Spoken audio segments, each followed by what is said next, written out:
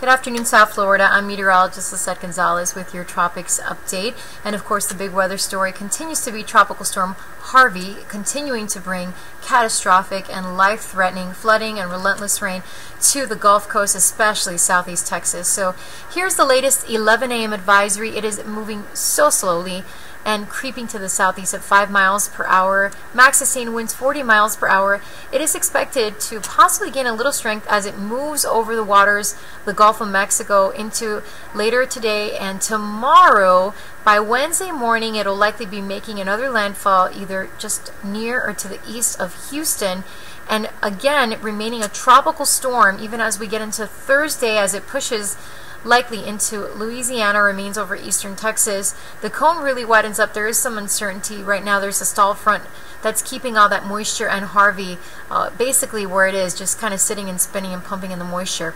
So as we get into later this week, Friday into Saturday, Hurricane Center forecasting it'll weaken to a depression, possibly moving into Arkansas.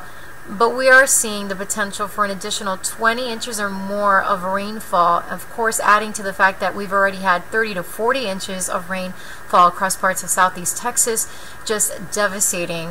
It's so heartbreaking to see the images coming out of Texas and what they're having to deal with at this point. Just never experienced anything like that before.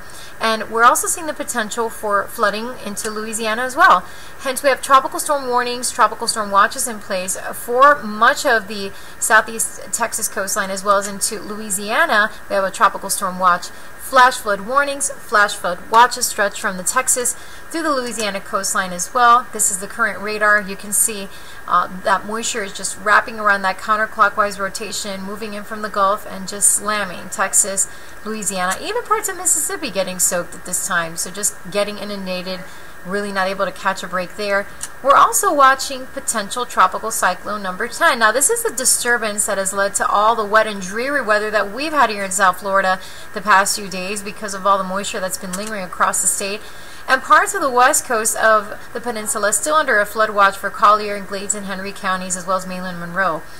Potential tropical cyclone 10 is forecast to strengthen and become tropical storm Irma. It is moving north-northeast at 9 miles per hour, max sustained winds of 35 miles per hour, and forecast to move along the Carolina coast as we get into tomorrow. And then by Tuesday night, it may be just offshore of North Carolina. By Wednesday, it'll likely either become a depression or just a remnant low or a subtropical area of low pressure, but it will be moving away from the U.S. coast by then. Now, in the meantime, we do have tropical storm warnings and watches that have been issued along the Carolina coast.